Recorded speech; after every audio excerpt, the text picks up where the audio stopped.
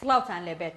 پاش دانووسان و مشتومڕێکی ماراسۆنی سەرنجام هاوپەیمانی گەل کە لە 6 پارتی ئۆپۆزیسیۆنی تورکیا پێک هاتووە کاندیدی خۆی بۆ پۆستی سەرۆکایەتی تورکیا ڕاگەیاند و گوتی کەمال کلژدار ئۆغڵو و سەرۆکی پارتی گەلی کۆماری جەهەپا لە هەڵبژارنەکانی داهاتوی تورکیادا دەبێتە ڕکابەری ڕەجەب تەیب ئەردۆغان.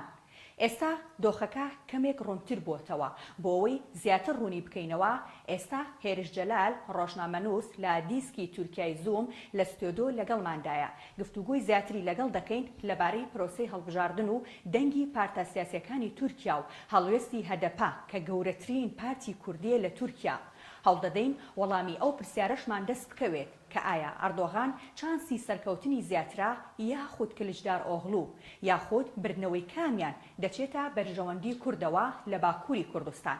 بەڵام بەر لەوە با کەمێک باسی ژیانی سیاسی هەریەک لە دوو کاندیدەکەی سەرۆکایەتی تورکیا بکەین. ڕەجەب تەیب ئەردۆغان ساڵی 1954 لە ئەستەنبوڵ لەدایک بووە. پاش خوێندنی ئاینی دواتر بڕوانامەی لە کار و ئابووریدا بەدەستهێناوە. لە کۆتای هەفتاکاندا بۆتە ئەندامی پارتی ڕزگاری نیشتیمانی پارتەکەی نەجمەدین ئەربەکان.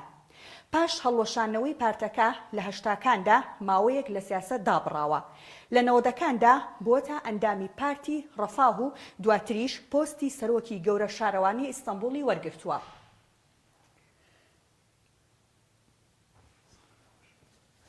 ساڵی 1998 بەهۆی بڵاوکردنەوەی شارێکی ئاینیەوە دەستگیر دەکرێت. سەرەتاکانی ساڵی 2000 لەگەڵ هەندێک کەسایەتی دیکەدا پارتی داد و گەشەپێدان ئاکەپا دادەرمەزرێنن. ساڵی 2002 هەڵبژارنەکانی تورکیاش دەبەنەوە. ساڵی 2003 بە بەهێزی دێتە نێو گۆڕەپانی سیاسەتەوە و دەبێتە سەرۆکی ئاکەپە و سەرۆکوەزیرانی تورکیا. لەو کاتەوە لە لووتکەی دەسەڵاتدایە و ئێستاش سەرۆک کۆماری تورکیایە. کەمال کلژدار ئۆغڵو ساڵی 1948 لە دەرسیمی باکووری کوردستان لەدایک بووە. هەندێک دەڵێن عەلەوی تورک و هەندێکیش دەڵێن عەلەوی کوردە. لە گەنجیدا لە ڕیزەکانی پارتی گەلی کۆماری جەهەپەدا کاری کردووە. ساڵی 2002 لەسەر لیستی جەهەپا بۆتە پەرلەمانتاری ئیستەنبوڵ. ساڵی 2012 بۆتە جێگیری سەرۆکی ڕێکخراوی سۆسیالیست ئینتەرناشناڵ. ئێستا ئەگەر کاکێرش فەرمی بیت ئێرە لە جێگاکەی کەمال کلژدار ئۆغڵو یان ڕەجەب تەیب ئەردۆغان. کاگێرش سڵاوت لێبێت. 6 پارتە ئۆپۆزیسیۆنەکە لە ئەو کاتەی کە کاندیدی خۆیان ڕاگەیاند یەکسەر 12 خاڵیان بڵاو کردەوە یاخود ئاشکرایان کرد کە هەر 12 خاڵەکە باسی کاتی گرتنە دەسەڵاتەکات. ئەمان پشت بەچی دەبەستن کە ئەوەنە دڵنیان کە ئەچنە دەسەڵات؟ بەڵێ چەند هۆکارێک هەیە. هۆکاری یەکەم ئەگەر سەیری بکەین کە یعنی ئەمانە خوێندنەوەیان بۆ دۆخی تورکیا بەگشتی کردووە. یەکەم دۆخی ئابووریە. یعنی هاوڵاتیانی تورکیا بیر لەوەکەن کە ژیانیان ئارام بێت و نانیان هەبێت. ئەمە دوو شتێکە هاوڵاتی دائمە بیری لێ کاتووە لە هەموو وڵاتێکە. ئەم دوو شتە لە تورکیا نەماوە. یعنی بەجێ مەسەلەی ئارامی لەناو تورکیا بەبوونەی ئەوەی کە لە دەرەوە هەم لە دەرەوە هەم لە ناوخۆیە تورکیا لە ناو شەڕدایە. یعنی بڵێن شەڕی پەکێکە و سوپای تورکیا لە ناوخۆیە هەیە لە دەرەوە هەیە. بێژگەلەوە دەستبەردانەکانی تورکیا لە ناو ڕۆژاوا و ناردنی هەندێک چەکدار بۆ وڵاتە عەرەبیەکان هەروەها هاوکاریکردنی ئازەربایجان لە شەڕی ئەرمینیا لەگەڵ ئەوەشە کە لە نێوان ئەمریکا و رووسیا لە شەڕی ئوکراینە چیەکە یعنی ئەوەی یاریەک بکە بەڵام دیارە کە نەیتوانێت ئەمە کاریگەری لەسەر ئابووری تورکیا داناوە. لەبەرەو ئەمە هۆکارێکە. هۆکارێکی تریش ئەوەیە کە پەیوەندی بە کوردەوە هەیە. کورد لە باکوورەوە هەیە. لە ماوەی ئێمە بڵێن 2015 هەتا ئێستا کە پرۆسەی ئاشتی لە تورکیا تێکچوو فشارێک هەیە لە بەرامبەر کوردەکانە لە بەرامبەر هەدەپیا هەیە. هەتا ئێستا بەپێی ئامارەکان 10,000 ئەندام و بەڕێوەبەر و پەرلەمانتار و هاوسەرۆکی پێش و ئەوانەی هەدەپە دەستگیر کراون لە زیندانەکاندان.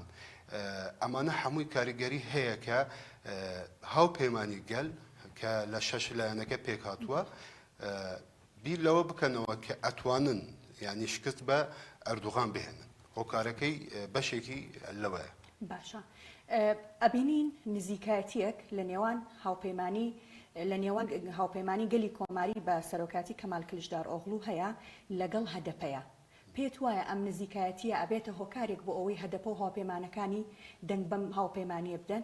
بەڵێ بەپێی ئەو هەڵبژاردنەکان کە پێشووتر کراون دەنگی هەدەپە لە نێوان 8 بۆ 10 یان 11 هەر ئەوەندە هێنێ ینی ڕێژەی دەنگی هەدەپە ئەوەندەیە.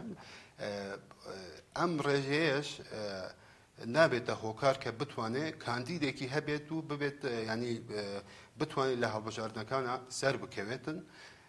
ئەمە لەلایەکی تریش لە ماوەی پێشوە مەراڵ ئاکشەنەر کە ئەندامێکی هاوپەیمانی گەل بووە سەرۆکی پارتی باشە ئی پارتی ئەم لە 4 ڕۆژ لەمە و پێش ڕۆژی هەینی لە هاوپەیمانەکە چووە دەرەوە. لەبەر ئەوە هاوپەیمانی گەل بە تایبەتی جەهەپە بە دوای ڕێگەچارەیەکی ترا گەڕا ئەو 4 ڕۆژەی کە ئەو 4 ڕۆژی ڕابردوو 4 ڕۆژێک بوو کە قەدەری داهاتووی پارتەکەی دیاری ئەکرد. لەبەر ئەوە بە پێی میدیاکان ینی هیچ شتێک بە فەرمی نەبووە بەڵام بە پێی میدیاکان لەو 4 ڕۆژەوە زیاترین پەیوەندی لە نێوان هەدەپە و جەهەپە بووە. پێشتری شەر هەبووە ئەزمونێکی تر هەیە لە هەڵبژاردنەکانی شارەوانیەکانە کە لە ئەستەمبوڵە بە تایبەتی ئەکرەم ئیماموغڵۆ کرا بە سەرۆکی گەورە شارەوانی ئەستەمبوڵ هەدەپە پشگیری کرد. پەیوەندی وەکو چۆن کاکێرش پێت وایە داوایان لێکرابێ کە ئەمان بێنە ناو هاوپەیمانێتیەکەوە؟ لە قسەکانی کەمال کلژدار ئۆغڵۆیە دوای ئەوەی کە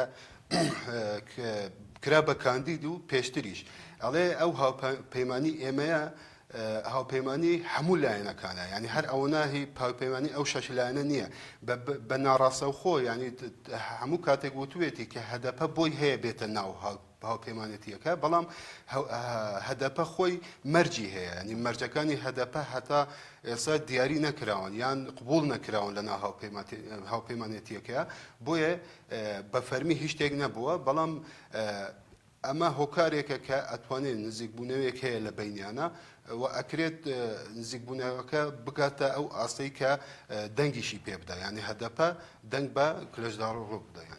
باشە لە سەرەتای دەسەڵاتیدا ئاکەپە و ئەردۆغان بە شێوەیەک لە شێوەکان دەستیان بە چارەسەرکردنی پرسی کورد کرد بەڵام لە دوایە بینیمان دۆخەکە گۆڕا. پێت وان نییە جەهەپەش بە هەمان شێوە دوای دۆخەکە بەو شێوەی لێبێتەوە؟ بەڵێ ئاک پارتی لە 2000ەوە کە دامەزرا بانگەشەیەکی ئەوە بووە کە کێشەی کورد چارەسەرەکە لە تورکیا وردە هەندێک شتیشی کرد ینی هەتا ساڵی 2007 ئەوانە هەندێک دانوستانێکی باش هەبووە لە بینی بە تایبەتی پەکێکە و تورکیا یان هەدە بە نێوەنگیری هەدەپەیە کە هەندێک گفتوگۆ هەبووە لە بینیانە بەڵام ئەو کاتە ئاک پارتی بەتەنیا بوو بەتەنیا حکوومەتی پێکهێنا بوو بڕیارەکانی خۆی ئەیدا بەڵام ئەگەر لە ئێستا سێری بکەین ئەگەر هاوپەیمانی گەل حکوومەت پێک بهێنێ سەر بکەوێت لە هەڵبژاردنەکانە کێشەیەک هەیە لەو بینە کە ئەوان 6 پارتن لەو 6 پارتە 4یان بچووکن دەنگێکی ئەوەنە زۆر بەدەست نێنن بەڵام پارتی باش کە بەشێک بووە لە پارتی مەهەپە بەوە ئەناسرێ کە هەموو شتێکی کورد لە تورکیا ڕەتەکاتەوە یعنی ئەمە یەکەم خاڵ کە مەهەپە کاری لەسەرەکە ئەوەی کە دژایەتیکردنی مافەکانی کووردە. اینجا مەراڵ ئاکشەنەر کە سەرۆکی پارتی باشە بەشێکی گرنگە لە هاوپەیمانی گەلە بۆیە ئەبێت هەندێک کێشە ئەبێت چونکە ئەگەر لە ڕابردووە ساڵی ڕابردوو ئێمە سەیری بکەین کارنامەی خۆیان ڕاگەاند کارنامەی حکوومەتی خۆیان ڕاگەاند هاوپەیمانی گەل هیچ خاڵێکی وای تیا نەبوو کە بۆ چارەسەری کێشەی کورد سوودی لێوەربگیرێ. باشە کاکێرش بەڕای بەڕێزت سەرکەوتنی کامیان بەرژەوەندی کوردی تێدا بەدیەکرێت؟ لەم کاتەیە جەهەپە یعنی هاوپەیمانی گەل بە سەرۆکایەتی کەمال کلژدار ئۆغڵۆ سەر بکەوێت لە بەرژەوەندی کوردە لەبەر ئەوەی ئاک پارتی هیچ پرۆژەیەکی بۆ کورد نەماوە یعنی خۆشی ئێڵێ ئەڵێ ئەمە کێشەی کوردمان چارەسەر کردووە لە تورکیا یعنی ئەمە قسەی ئەردۆغان خۆیەتی چەند جاریش دووبارەی کردوتەوە لەگەڵ ئەوەشە مەهەپە دەولەت باخچەلی هاوپەیمانیەتی لەناو حکومەتە ئەویش بە هیچ جۆرێک کێشەی کورد چارەسەر ناکە لەبەر ئەوە کە کۆتایی بە پرۆژەکانی ئەردۆغان بۆ کێشەی کورد هاتووە کە پێشتریش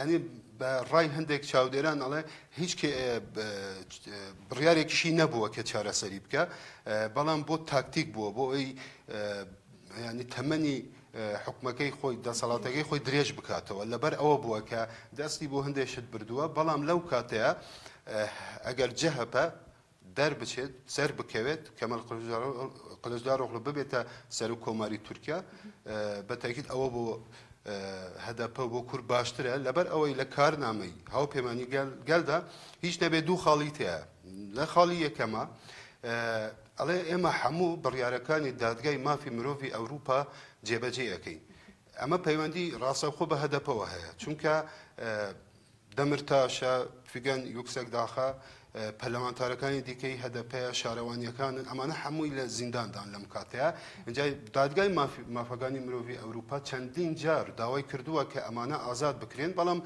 حکومەتەکەی ئاکەپە ئەمە ناکە یان جێبەجێ ناکە بەڵام لە خاڵەکەی هاوپەیمانی گەلە ئەڵێ کە ئێمە جێبەجێ ئەەکەین ئەمە لە بەرژەوەندی هەدەپە و کوردە خاڵێکی تریش ئەوەیە کە ئەم یاسای قەیومە نایەڵن لە تورکیا یاسای قەیوم ئەوەیە کە حکومەت ئەتوانێت بە کەیفی خۆی بەڕێوبەرێک لە شوێنی بڵێن سەرۆک شارەوانیەکی هەدەپەیە داینێ بەڵام ئەم یاسایە لە تورکیا نامێنێ و کۆتایی پێهێنرێ ئەم دوو خاڵە باشە یەک خاڵی بچووکیش هەیە ئەمەی باسیکەن لێرەیە هاوڵاتیبوونی یەکسان کە ئەمە من پێم وابێ علی باباجان سەرۆکی دەڤا کە ئەویش ئەندامی هاوپەیمانی گەلە ئەمە پرۆژەی ئەوە ینی ئەڵێ ئەبێ هەر مرۆڤێک هەر هاوڵاتیەکی تورکیا یەکسان بێ ئەمەش لە بەرژەوەندی کوردایە وەکو مافێکی مرۆڤی لەناو تورکیا ئەتوانێت سوودی لێوەربگرێت ڕاپرسیەکان چیمان پێ ئەڵێن یاخود بە پێی خوێندنەوەی بەڕێز ڕاپرسیەکان کە ئاگادار بی چانسی کێ کامیان زیاتر هەیە بۆ سەرکەوتن وەکو پارت ئاک پارتی لە پێشەوەیە وەکو پارت بەڵێ وەکو هاوپەیمانی گەل لە پێشەوەی